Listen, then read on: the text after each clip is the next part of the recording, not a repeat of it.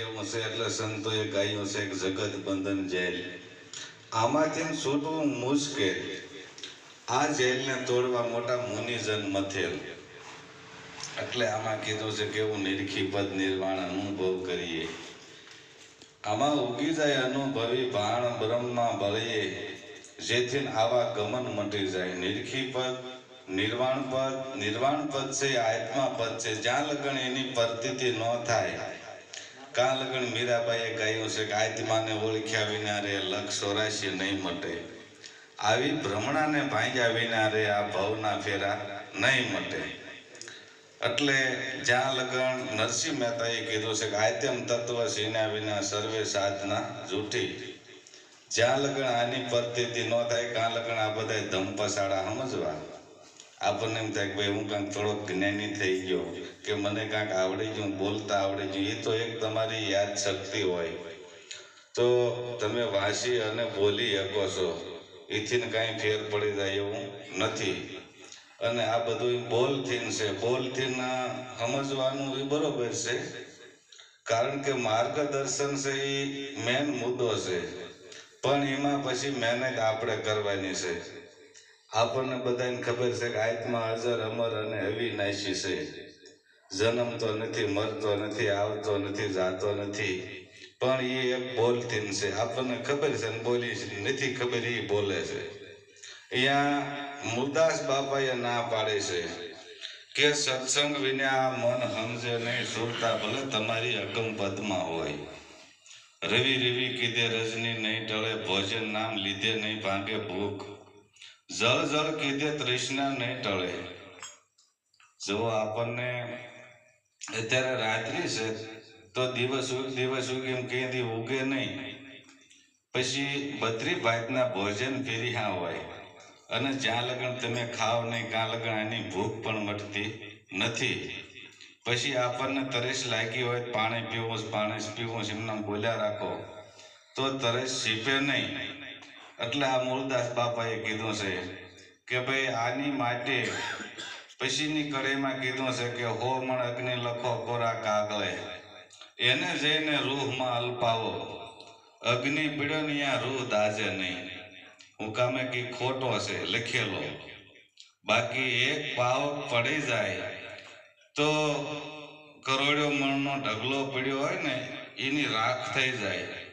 એમ આ ભજનની અંદર જ્યાં લગન આપણે અંદર બ્રહ્મનો દા નહીં લાગે, બ્રહ્મ અગ્નિ નહીં પ્રગટ થાય, કાં લગન કર્મ કોઈને મળતું નથી. અને આ ભોગ ભોગવવા બંધાઈ ગયો છે. આપણે એવું માનીને બેઠા છીએ કે આ પ્રારબ્ધનું શરીર બંધાઈ ગયો છે, આ શરીરનું પૂરું થાય એટલે પ્રારબ્ધ પૂરું થઈ જાય એવું ન સમજવું. કારણ કે પ્રારબ્ધ તો તમારા કરોડો જન્માંતરનું પડ્યું છે. એમાંથી આ ભોગ ભોગવવા જેટલું બહાર આવ્યું એનું જ આ શરીર બંધાણું છે. જેમ આપણે અનાજનો કોઠો ભર્યો હોય, પછી એમાંથી આપણે દળનું જેટલું ખાવું છે એટલું કાઢી લઈએ બહાર, બાકી કોઠો તો સહી સલામત એમનામ ભર્યો જ છે. આ કોઠો જ્યાં લગન ન ખૂટે ને કાં લગન આ અધોગતિ મટતી નથી. એટલે આને સંતોએ કીધું છે કે ભાઈ આ 84નું બંધન છે. જ્યાં લગન તમારું કર્મ પડ્યું છે એ એક પ્રકારનું બીજ છે. જ્યાં લગન કર્મ ન ખૂટે એટલે કોઈ પણ અવનીની અંદર આ ઉગ્યા વિના રહેતું નથી. એટલે એને કીધું છે કે શબ્દની જોડે મહાસુન ગાજે, પિંડ બ્રહ્માંડથી પાય, 36 વાજા સુર મિલાવે નાશે, નુરત સુરત દોનું નાર, ધ્યાન એનું ધરી લ્યો તો અખંડ ધામ ઓળખાય. પણ આપણે એ કરવું નથી, ખાલી બોલ્યા રાખવું છે કે ભાઈ હું આમ કરું છું, હું ભજન કરું છું, હું સત્સંગમાં જાઉં છું. સત્સંગ કોને કહેવો? જે અત્યારે આપણે બોલી રહ્યા છીએ સંતોની વાણી છે, એનો સમાગમ છે. સતીનો સંગ તો પોતાને જ થાય નહીં, પોતા માટે છે. એટલે આની અંદર કીધું છે કે ગગન ગાજે, નોબત વાગે, અનહદ અપરંપાર, હરદમ હાલે હોવાયું, જ્યાં વીજ કરે સંકાર, લહેર એની લઈ લ્યો તો વસ્તુ વાદળ વરસાય. આ ભજનની અંદર અથોક શક્તિ પડે છે. આ શક્તિ જ્યાં લગન તમે ભજન નહીં કરો ત્યાં લગન આ શક્તિ તમારામાં જાગશે નહીં. અને જેને જેને કર્યું છે ને એની જ આપણે વાતો કરીએ છીએ. જે વાત આપણે કરીએ છીએ એ પણ જેને જેને મહેનત કરીને મેળવ્યું છે અને એ આપણે હાટો મુક્ત આવી ગયા છે એટલે એની વાતો આપણે કરીએ છીએ. પછી એને કીધું કે બે હદ સડે જેની ભ્રમ ઘટાવું, ઘનઘોર હોવા ગનકાર, આ મહાશૂન્યમાં મેઘ જ વર્ષે છૂટે શબ્દની ધાર, પ્રેમે જળ પી લો તો મનની તરસ મટી જાય. જ્યાં લગન આની પ્રતીતિ ન થાય અને આપણે કહીએ છીએ કે આ દેખાય નહીં, પણ સંતો કહેશે આ દેખાય એવો છે. રવિ સાહેબે કીધું છે કે એવો રવિએ રમતા દીઠો રે બાવો છે ઝીણો છે ઝીણો. આ ભાર્યા વગર કીધું. મીરાબાઈએ કીધું કે આત્માને ઓળખ્યા વિના લક્ષ 84 નહીં મટે. હવે એને ભાર્યા વગર કેમ કીધું? કારણ કે હમણે આપણે ભગત બાપાની વાણી બોલ્યા એમાં એને કીધું કે મૂળ કમલમાં વાસ તમારો, સંગમાં નહીં કોઈ પાસ, દીદાર છે પણ એને દેખે નહીં, છતાં પોતે સાક્ષાત્કાર આ ભાસ તમારો.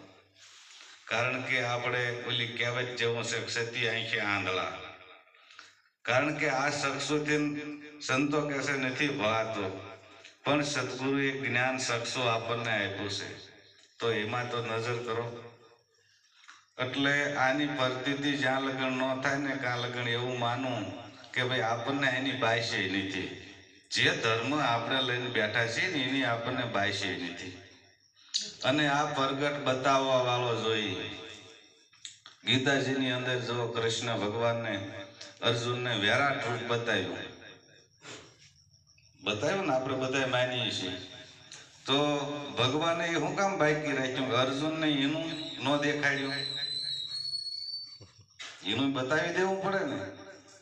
પણ અહીંયા એને એમ કીધું ભાઈ આજથી વિશેષ તારે જાણવું હોય તો બ્રહ્મનિષ્ઠ બ્રહ્મસોદરીએ આવા સદગુરુના શરણે જા તો તને હાસી વાતની ખબર પડશે. એટલે કીધું પરમા થકે વિષ્ણુ થકે થકે શારદા ને શેષ, ગીતાજી કો ગમ નહીં એસો સદગુરુ કો ઉપદેશ. નકર તો ભગવાન પોતે હતા ન બતાવી શકે. પણ આ એમનામ થતું નથી. આની માટે માર્ગદર્શન વાળો પૂરો માલમી જોઈએ. એટલે સંતોએ કીધું છે પૂરા સાહેબ સેવીએ સભ્ય પૂરા હોય, ઓછા શને લગાયા મૂળ હાની હોય, ધર્મની હાની થઈ જાય. કે ભાઈ કોનો શિષ્ય કઈ સંપ્રદાયમાંથી છે કે ભાઈ ફલાણામાંથી, એટલે એ નહીં ક્યાં કઈ આવડે છે. એટલે સંતોએ તેમાં કીધું છે પૂરા સાહેબ સેવીએ સભ્ય પૂરા હોય, ઓછા શને લગાય મૂળ હાની હોય. કે સદગુરુ જ્યાં લગન પારખ ન મળે ત્યાં લગન આની પ્રતીતિ થતી નથી.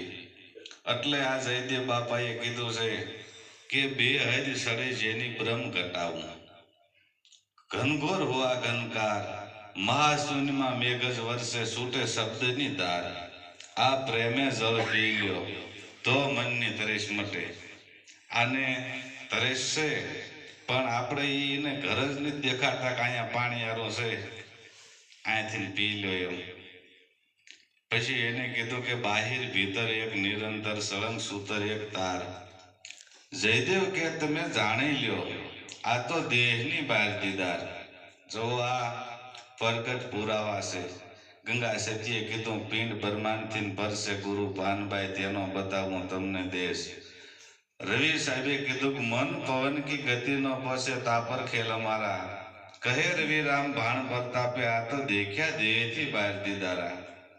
તો સવા ભક્તે એકતાની અંદર કીધું છે પારક વિનાનો પડ્યો પાદરમાં હીરો હાથની બહાર, પલ પલ આવે પગ તળિયે ઓહીને તાવે ને જાવે ગામ આખું ગમાર. આ હીરાને પારખ્યો નહીં. આવા તો અનેક સંતોના પ્રમાણ છે. તમે આજ જમી લ્યો છો એ અંદર નથી દેખાતું તો ઓલો ક્યાંથી દેખાય? આની અંદર છે નહીં. અને છે એ શું છે એની ખોજ કરી લ્યો.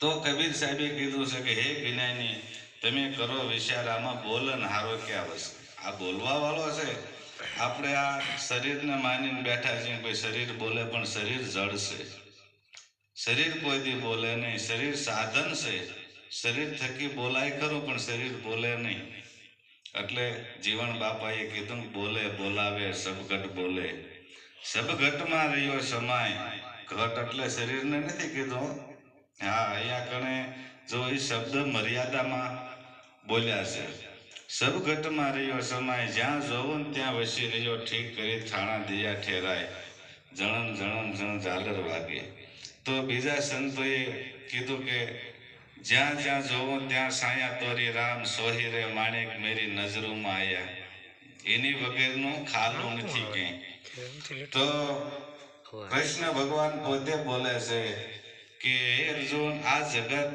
મારા થકી છે પણ હું આ જગતથી ન્યારો છું આમાં જે કાંઈ થઈ રહ્યું અને થાય છે એ મારી પ્રકૃતિ છે મારે ના જગતને લેના દેના કાંઈ નથી પણ આને આપણે ગોતતા નથી કે ભાઈ આ જગતથી ન્યારો ક્યાં કે ભાઈ તું હોની અણે અડાડ ને એટલી મારી વગરનો ખાલો નથી હું આમાં સભર ભર્યો છું હવે આને ગોતવા આપણે તરીકમ લઈને ફળિયામાં ખોદવા માંડવી દઈએ એમ કે ભાઈ મારમાં મને વાગે છે આની પારખ કરવી તો આ ધરતી છે આની અંદર તપાસ કરો કે ક્યાં ખાલો છે હોવા ડાળો એટલે ખબર પડે આની અંદર ચેતન તત્વ છે ઓતપ્રોત થઈ ગયેલું છે એટલે આ બધા સંતોએ સમજાવવાની વાતો કરી છે મનને હમણાં કલ્યાણભાઈએ કહ્યું મન માયલાની ખબરો લાવો રે કોઈ કામ ક્રોધ ને હટાડો કોઈ એસા નૂરીજન આવો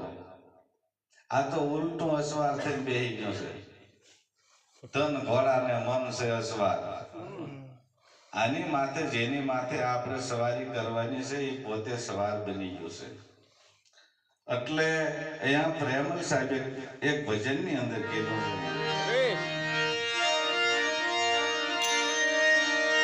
છે એ હમજીરા તું એ જ ગેલા ગેલા જો ને